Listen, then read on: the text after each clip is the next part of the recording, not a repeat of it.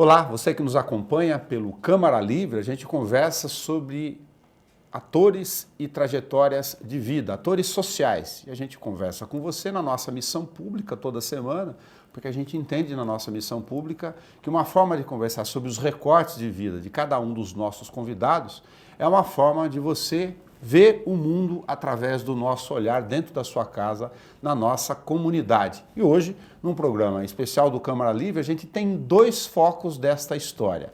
Uma, que estamos completando, como você sabe, 25 anos dessa rede pública no interior do país, através da rádio e da TV Câmara aqui em Bauru, da rede pública legislativa, de conversar com você sobre a nossa comunidade. De lá, se você não ouviu, duvido que o seu pai, a tua mãe, a tua tia, os teus avós não tenham falado para você sobre a Voz do Brasil 90 anos. Uma dessas vozes é Márcio Aquiles Sardi. Obrigado por vir conversar com nós. Nelson, eu que agradeço essa oportunidade de conversar com você sobre a Voz do Brasil, sobre questões de Bauru, de Brasília, do Brasil e do mundo. Tem um pouco da nossa profissão que forma um conteúdo emotivo, emocional. Como é um paranaense de uma cidade pequenininha, ter a noção no tempo, isso não é pouco, de que você conversa com um país inteiro, mas não é qualquer país, é um país gigantesco, continental e tropical desse tamanhão. Nelson, posso te dar dois exemplos que vão responder a pergunta? Claro.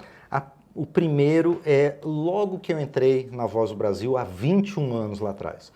Eu fiz uma reportagem que foi ao ar no programa, aí do nada uma prima do interior de Santa Catarina, não é nem da minha terra, do Paraná, do interior de Santa Catarina, consegue meu telefone com algum parente e me liga: Márcio, eu fiquei emocionada de ouvir o nosso sobrenome, estava ouvindo a Voz do Brasil e do nada vem o nosso sobrenome. Daí ela falou assim: eu nem lembro do que você falou, mas lembro de você tá no rádio. E isso marcou assim, olha, a Voz do Brasil ela alcança o Brasil inteiro de uma forma ou de outra, né, com as rádios, né, com as grandes, né, redes, com as grandes emissoras, mas também com a rádio do interior, a rádio comunitária e tudo. E o segundo exemplo foi agora, né, nas comemorações desses 90 anos da Voz do Brasil. A gente fez uma pequena campanha lá na Rádio Câmara, em Brasília, para que os nossos ouvintes mandassem depoimentos sobre a sua experiência com a Voz do Brasil.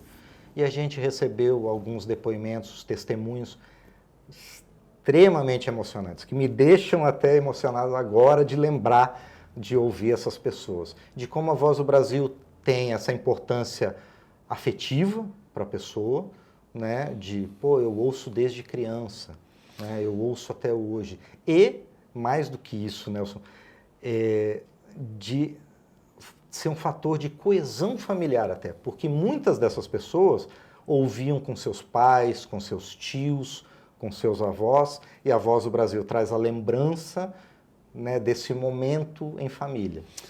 É inevitável fazer algumas observações óbvias aqui, exatamente por serem óbvias, são muito profundas. Eu estou falando de 1935, do início do programa até aqui, o mais longevo da história da América Latina, do sistema de comunicação, certamente. Então, nós temos o nascimento do rádio enquanto conhecimento de profusão, de radiodifusão, chegar em todos os rincões do país ao longo dessa trajetória toda. Márcio, você imaginava que você fosse falar com um aparelho de celular hoje com as pessoas? Não, de maneira nenhuma, né? Quando eu comecei no jornalismo há mais de 30 anos, né, poucas redações, por exemplo, estavam sequer informatizadas, né?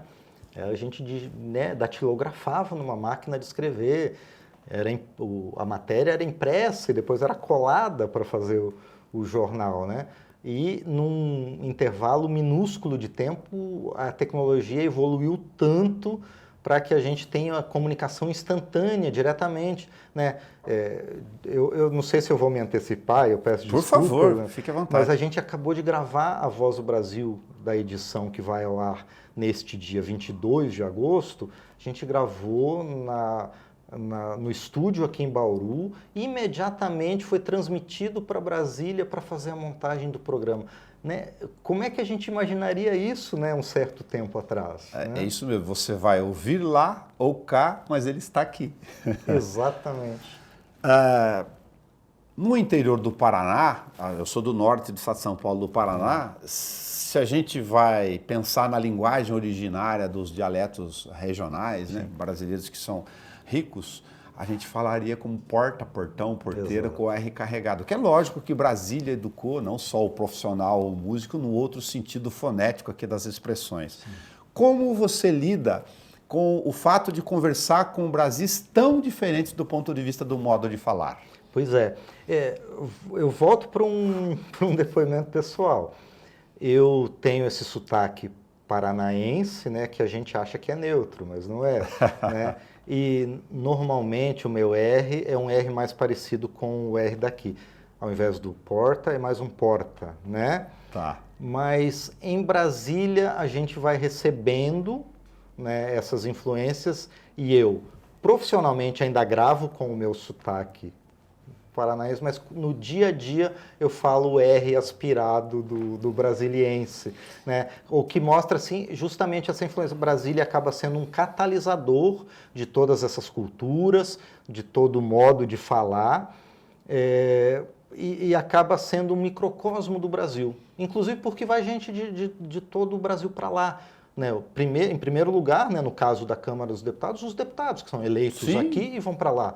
Mas eles levam seus assessores, pessoas são atraídas, né, para trabalhar com os poderes lá em Brasília, e muitas pessoas também visitam Brasília e vão levando as suas particularidades para lá, né, as suas idiosincrasias. Se o rádio mudou do ponto de vista de comunicação e revolucionou através das tecnologias essa forma do Brasil pensar o que é a informação pública institucional, fazer um recorte da nossa realidade aqui com apenas 25 anos, é quase nada de história, mas já é um quarto de século, sendo Sim. a primeira do interior do país, a gente tem aqui uma ideia nossa, né, dentro da nossa aldeia, de pensar o seguinte: como os representantes populares que os bauruenses escolheram aqui mudaram a forma, a postura, o comportamento deles a partir do áudio e do vídeo. Você tem 21 anos desse espectro lá já e conviveu com as outras gerações certamente. Sim. O deputado, com a rádio e a TV, também mudou a postura dele? Bastante, bastante. Em primeiro lugar, quero dizer que Bauru é tão vanguarda ou mais do que a gente, porque a gente também completou no ano passado 25 anos de Rádio Câmara, né? Então, Sim. Bauru, né, é praticamente equivalente à capital federal, né? A Câmara dos Deputados implantou praticamente no mesmo momento, né, o seu sistema de comunicação. Houve até um certo problema no começo da TV Câmara, principalmente. Os deputados pararam de falar para o plenário e começaram a falar direcionados para a câmera da TV. Isso acontece aqui. Pois é. E foi pedido, olha, que parassem de fazer isso. O seu compromisso é aqui. Falar para o plenário, né? Isso parou. Só que agora, nas últimas 2 legislaturas, aconteceu um outro fenômeno, né? Que são as redes sociais, né? E que, em alguns casos, há muitos deputados que mimetizam a ação dos influencers. Ele quer levar a frase dele de efeito lá, pensando no Instagram. Né? Exatamente. O marqueteiro dele falou. Hoje, há uma coisa de uns 4 anos já, a gente tem, talvez mais, a gente tem visto muitos deputados que, ao invés de estarem no acompanhamento das discussões em plenário, estão fazendo a sua live, né? E isso, de certa forma, mostra muito a influência dessas novas formas de comunicação do deputado, do representante das pessoas com os seus eleitores, né? Para quem não conhece o sistema, vai ficar, mas eu tenho o legislativo, o executivo, o judiciário, nas suas várias vertentes. Vocês dividem como esse tempo, há quanto tempo é esse formato de hoje? Então, desde a década de 60, a Câmara dos Deputados e o Senado têm espaço na Voz do Brasil também. Antigamente havia, mas sob produção dos próprios meios de comunicação do Executivo. A partir de 60 e poucos, se fez uma divisão. E depois, na década de 80, foi incluído o Judiciário também. E como é que é hoje? O Executivo tem os primeiros 25 minutos da Voz do Brasil, o Judiciário tem 5 minutos em seguida, depois vem o Senado com 10 minutos e a Câmara dos Deputados, fecha com os últimos 20 minutos. 3 vezes por semana, o TCU, Tribunal de Contas da União, que é um órgão do Legislativo também, ocupa na segunda-feira 1 minuto da gente, Câmara dos Deputados, na quarta-feira 1 minuto do Poder Executivo e na sexta-feira 1 minuto do Senado. Então, basicamente, essa é a divisão. Eu sei que o editor-chefe do Executivo da Rádio Câmara deve ouvir mais do que eu vou comentar agora do que a gente, mas a gente é jornalista aqui, público, Sim, e às vezes o cara me para na rua aqui com 25 anos e fala, pô, mas aquele jornalismo lá é chapa branca. Eu falei, não, é o teu. Porque o legislativo, com uma linguagem muito simples e objetiva, são os representantes que vocês escolheram na rua. É muito tranquilo de responder. E o que você decidiu do perfil, ele vai lá e fala e vota, porque você escolheu. Aí o cara, opa, puxa, é verdade. Exatamente. É mais ou menos isso? Isso, eu acho que Bauru, como talvez qualquer outra cidade do Brasil, acaba sendo um microcosmo que é reproduzido de forma macro lá na Câmara dos Deputados.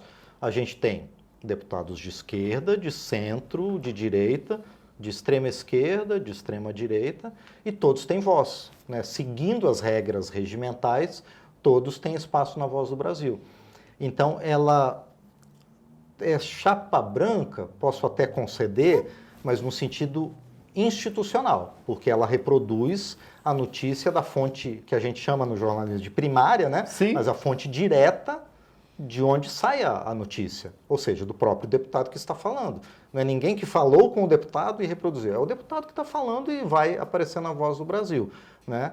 E por isso ela, apesar de colocarem, né, em aspas, chapa branca, ela é imparcial, porque tem todas essas forças políticas. E a Voz do Brasil acaba servindo para isso, Nelson. Se a pessoa ouvir ao longo de uma semana, de um mês, ou se tiver o hábito permanente de...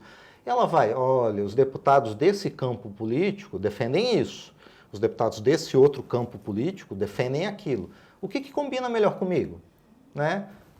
Com quem eu concordo mais? A Voz do Brasil tem esse papel de educação cívica, talvez, de mostrar exatamente o que o deputado pensa, o que ele faz, porque a gente reproduz muitos projetos dos deputados. Sim. Né? Ah, pô, eu me identifiquei com esse cara aqui. Né? Então, né, é institucional, mas mostra a correlação de forças políticas do Brasil. Nesse mosaico com 513, a gente tem 21 aqui só para fazer a analogia, né? A regra do jogo. Olha, peraí, eu vou mostrar quem para dividir dentro desses meus 20 minutos aqui diários e como. Perfeito, Nelson, perfeito. Pois é, a gente tem essa dificuldade, porque numa sessão normal, a gente, deixa eu tentar chutar aqui um número, a gente tem por volta de uns 40 deputados falando antes do início da ordem do dia, que é o momento das votações, né, efetivamente. A gente tem uma série de regras estabelecidas regimentalmente em que eu não escolho. Então, eu não tenho preferência por A ou por B, eu coloco os primeiros. Então, no programa... Ordem do dia. Exatamente. No programa de hoje, vai os primeiros que falar. Hoje, não necessariamente, eu já vou falar por quê. Claro. Né? De terça a quinta, vamos colocar assim, os 16 primeiros que falaram no plenário são os 16 que vão entrar, independentemente de serem direita, centro ou esquerda. Os demais vão entrar numa fila, também pela ordem, e vão entrar nos dias em que não tem sessão plenária da Câmara. Ou seja, não há escolha, não há preferência, há uma reprodução da correlação de forças que se encontram no plenário. Regra geral, a memória de tempo na cabeça das pessoas ali é 19 horas, né? Isso. O Brasil todo. Começou a hora do Brasil, eu e as gerações para trás e as que estão vindo aqui. Se surge algo muito quente, qual é o limite? A gente chama de deadline aqui para o rádio. Que você fala, poxa, votou um trem ali importantíssimo. Como é que o Márcio joga com a questão do tempo e precisa estar no ar? Sim, em geral a gente grava com uma certa antecedência, uma coisa de meia hora, 45 minutos antes desse limite das 7 da noite, né? Mas principalmente nas terças e quartas em que as votações são mais tarde, a gente reserva o finalzinho do programa para eventualmente entrar ao vivo ou gravar em cima da hora com os resultados das votações. quando a gente percebe que as votações vão se estender, a gente só anuncia, olha, os deputados estão votando tais e tais projetos. Na edição de amanhã ou nas próximas edições, você vai ter mais detalhes sobre essas votações que eles estão fazendo agora. Agora falar de jornalismo do rádio, da questão do dia a dia, um pouco de bastidor. 11 de setembro você estava lá. Sim.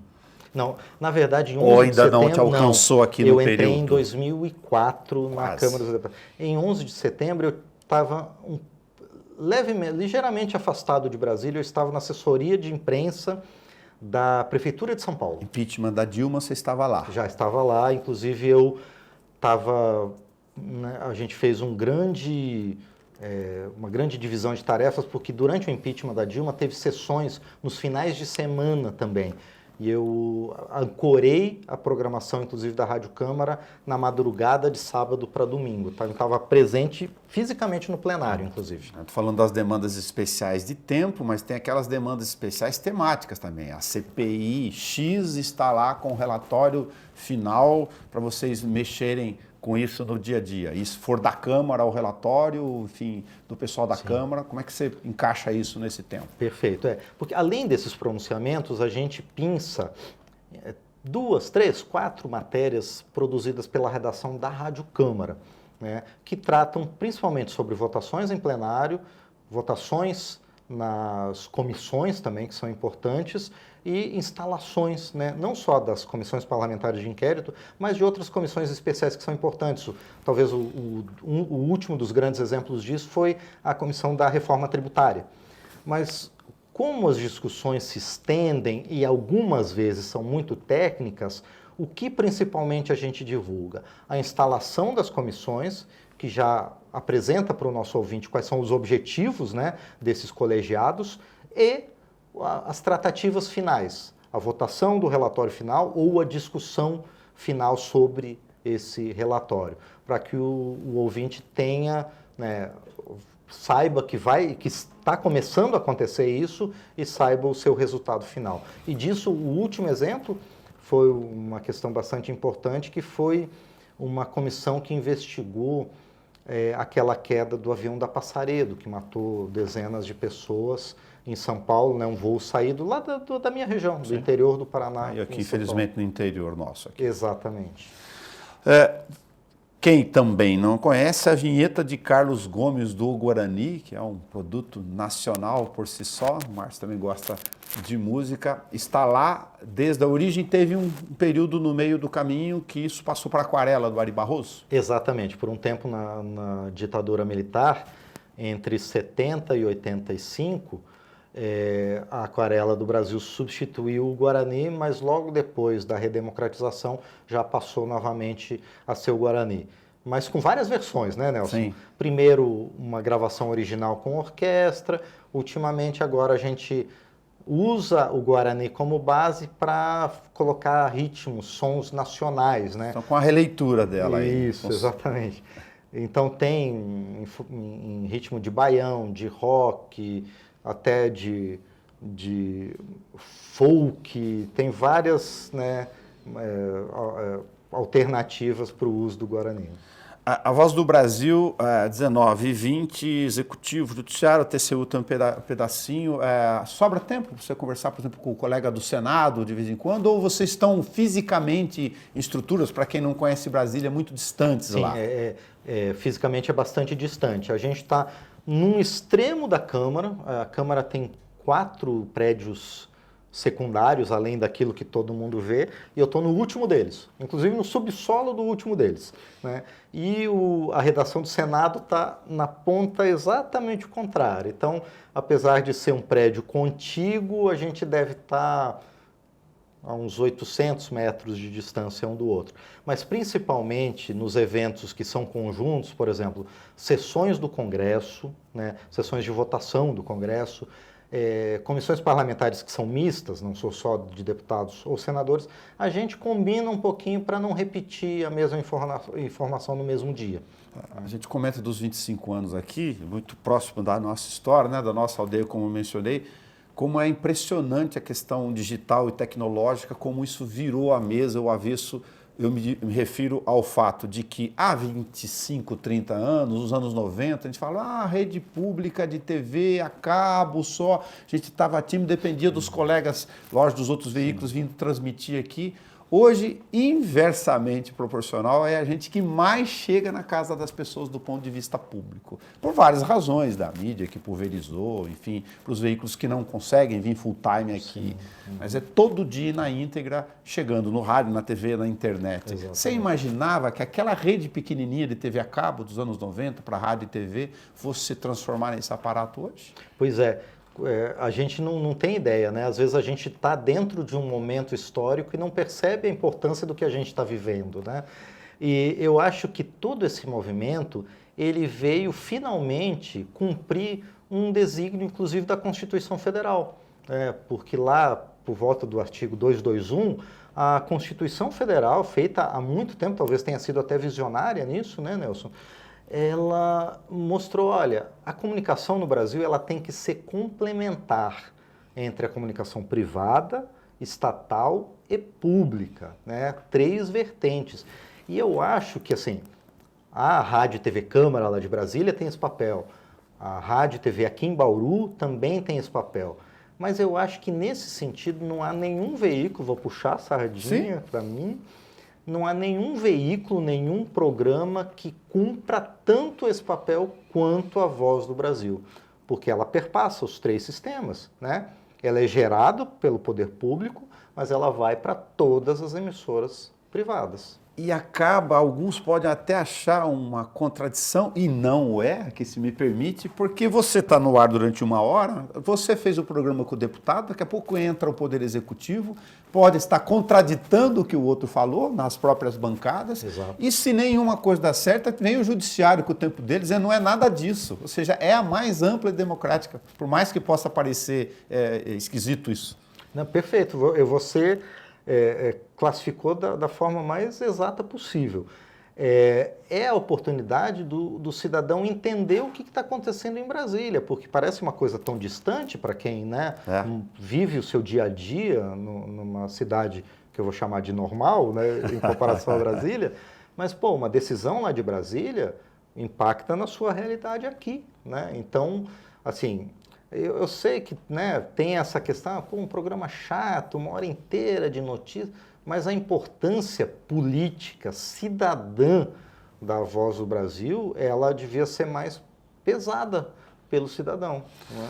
Agora, nós estamos falando do Márcio, da Voz do Brasil, da Rádio Câmara, todos os dias na casa das pessoas. Se as pessoas fecharem o olho, eu faço isso muito no rádio, né? Para lembrar do Filho de Gilhote, quando eu vi, aí identifica o padrão, os bordões, inevitavelmente, da forma de você falar. Só que você é o Márcio do Memória do Rock. Roqueiro paranaense, tá vendo? Pois é, exatamente. Ele acaba sendo também uma válvula de escape para mim, dentro de toda essa pressão e essa vivência política que a Voz do Brasil me exige, né? Aí, 1 vez por semana, eu paro um pouquinho e penso no meu querido rock e faço um programinha, né, sobre... Começou com o rock clássico, entre a metade dos anos 60 até 1980. E agora a gente está numa temporada longa, de vários anos, com o rock sempre internacional dos anos 80. Né? Quanto tempo o programa? Está desde 2016, desde maio de 2016. E qual a duração dele no ar e os dias que vão? 1 vez por semana, né, na programação da Rádio Câmara lá de Brasília, vai ao ar o inédito no sábado à tarde, às 6 da tarde, e tem uma reprodução na madrugada da semana. Né? Mas o mais importante é a reprodução também aqui então, se você ouve 93,9 FM, já está identificando aqui em Bauru e 22 cidades no Memória do Rock, estão conversando com o Márcio. Agora, o que o Primavera em preto e branco te deu de setlist no tempo de memória nessa banda lá do sul do país para essa formação desse catálogo seu aí? Pois é, na faculdade eu tive essa banda com 2 colegas de faculdade e o irmão mais novo deles. A gente tinha essa banda que a gente tocou em aniversário, tocou em festas da universidade. Eu cheguei a ganhar dinheiro com o rock. Eita. Né? Pois é. A gente Eu sempre brinco, a gente não sabia tocar direito, então a gente transformava tudo em punk rock. Mas o nosso repertório era, além de músicas próprias, a gente tocava muito Beatles, muito Dire Straits, Smiths, outro rock gótico dos anos 80, e de nacionais, Engenheiros e Legião principalmente, mais uma outra coisa de Barão Vermelho, Ira e outras coisinhas assim. Que bom. Tu vê como o Brasil é diverso, é falar do Sul, é lembrar de Teixeirinha do meu pai, Olha Cascatinhana, mais perto da gente aqui. Ah, então deixa eu te falar, não chega a ser Teixeirinha, mas a gente transformava uma música do Fábio Júnior em punk rock. Eita! Você ouve ou tem vinil na sua casa nesse tempo todo por várias razões? Tenho. Primeiro pelas questões afetivas, né? Tá. Pegar o vinil. Eu tenho mais CDs, mas tenho bastante vinil também. Eu acho que há uma diferença de experiência entre ouvir uma música nos tocadores, né, no streaming, e pegar a mídia física e ouvir. Dá outra sensação. Agora, falar sobre o cidadão morador da capital federal de Brasília um bocadinho. Brasília, para a gente aqui do interior, né, a gente está distante, infelizmente não dá para ir o tempo inteiro, mas o pouco que eu conheço, eu gosto muito de música, falo, tem muitos circuitos de música lá, é uma cidade cultural efervescente. É isso assim ainda? Sim. Brasília é basicamente dividida no que a gente chama de plano piloto, que para visualizar é aquele formato do avião ou da pomba, isso se chama plano piloto. Aí em volta, dentro do território do Distrito Federal, há o que a gente chama de cidades satélites, que é onde, na verdade, se concentra a maior parte da população. As principais são Samambaia, Taguatinga, Ceilândia. O cenário do rock, especificamente, e também de outro gênero que é muito disseminado lá no Distrito Federal, que é o hip hop, ele se constrói mais nessas cidades satélites. Né? O rock dos anos 80, saído de Brasília, e os grandes exemplos são Paralamas, Legião e Plebe Rude, era mais do plano piloto, agora está mais nessas cidades satélites. E há muito também, que não é um gênero da minha preferência, mas é um gênero bastante popular no Brasil, mais popular do Brasil hoje, que tem muita música sertaneja em Brasília também. Tá. Você está lá há quanto tempo na capital? Estou há 29 anos em Brasília. Hoje é dia 22 de agosto. Essa semana eu fiz 29 anos em Brasília. Eu me mudei para lá no dia 19 de agosto de 1996. Mas o Márcio que foi para lá do sul do país foi como bancário, na origem? Jornalista. Já jornalista? Já jornalista, assessor do Sindicato dos Bancários lá de Brasília. Dessa grande experiência. A Câmara dos Deputados, para quem não vê aquele grande mosaico ali, tem gente que fala que é Torre de Babel, é a nossa caixa de ressonância do país todo, que você falou, diverso, plural, né, que está ali. Imagina fazer comunicação naquilo, porque você tem uma infinidade de caminhos para fazer. Deve ser uma experiência genial. Sim. Numa quarta-feira, Nelson, que é o momento de maior movimento no plenário, nas comissões, em audiências públicas, em eventos institucionais, a gente chega a ter 50 eventos diferentes na Câmara dos Deputados. Né? E isso atrai, né, gente de todo o Brasil, com toda a sua carga, sua experiência, suas expectativas também, e isso acaba sendo uma caixa de ressonância do país, né? E assim, eu já te falei, né, a redação da Voz do Brasil é bem afastada, meio escondida, mas eventualmente passam pessoas por lá, né? E a Voz do Brasil é um chamariz, né? Porque olham na porta, é uma porta de vidro, nossas paredes são todas de vidro, é invariável. Sempre tem alguém entrando, tentando falar o que você falou em Brasília, 19 horas, né? E querem saber da Voz do Brasil e tudo isso, né? Márcio Aquiles Sardi, muito obrigado. Isso a gente está contando aqui uma pequena refração do pedaço da história de 22 de julho de 1935. Você lembra da história? Era Getúlio Vargas. Estamos agora aqui no nosso tempo, no nosso time. E ele está aqui em Bauru gravando conosco no estúdio da Rádio e TV Câmara, porque a gente está o tempo todo com você em casa. Aqui você está com o Márcio ao vivo com a gente. Pois é, Del, você falou isso. O Getúlio, de certa forma, foi visionário, né? 1935, cara. O levantamento é que existia pouco mais de 50 emissoras de rádio no Brasil inteiro. e ele pensou nesse programa em cadeia nacional para divulgar, né, as informações do poder público. E lembrando, né, em 1935 a capital era o Rio de Janeiro ainda. Sim, né? muito visionário. O outro recorte, para lembrar, tem muita informação, mas para aproveitar o nosso tempo, eu me assustei quando fui na Amazônia há pouco tempo e quando saíram as rádios AM para FM no país, né? A modulação de sintonia mudou tudo. Eu tinha lá perto de Tefé, quase na tríplice fronteira, lá em cima com a Colômbia, o pessoal falava, gente, a gente vai ficar sem comunicação aqui, do cara da vacinação, do posto de saúde, porque é tudo Rio, né? 66 municípios por Rio. Isso é o rádio que fez. Sim. Lá em 1935 o cara enxergar uma forma de conectar esse país gigantesco. Exatamente. Na Amazônia ainda, por conta disso que você falou, ainda tem algumas emissoras de ondas curtas para poder chegar lá, porque senão realmente, e em muitos casos, seja chegando por ondas curtas ou FM onde tem a estrutura e até pela internet, o rádio é a única forma que essas pessoas têm de receber informação. Muito ligado, muito legal. Márcio Aquiles Sardi, muito obrigado por fazer o recorte conosco aqui no Câmara Livre. A gente fala que é um documento, uma forma de fazer esses recortes todos do ponto de vista da história, desse lado de cá do disco nosso de fazer a missão pública. E se eu não te deixei falar alguma coisa, a gente diz isso no final. Por favor, fique à vontade. Perfeito. Não, Nelson, eu achei ótimo.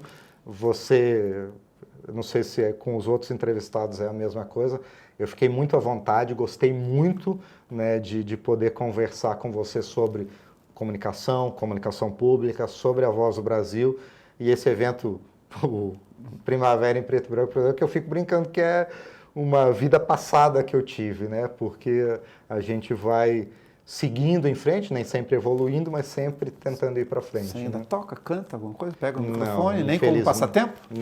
Infelizmente não. Eu tenho minha guitarra e meu violão pendurados na parede lá em casa, mas estão até pegando pó. Faz tempo que eu não pego para tocar. Muito obrigado. Brasília, Bauru, Bauru, Brasília, a Voz do Brasil, desde 22 de julho de 1935. Agora gravando com você aqui um pouco dessa trajetória. Vida longa, a nossa comunicação no país, em agosto de 2025. Até o nosso próximo Câmara Livre.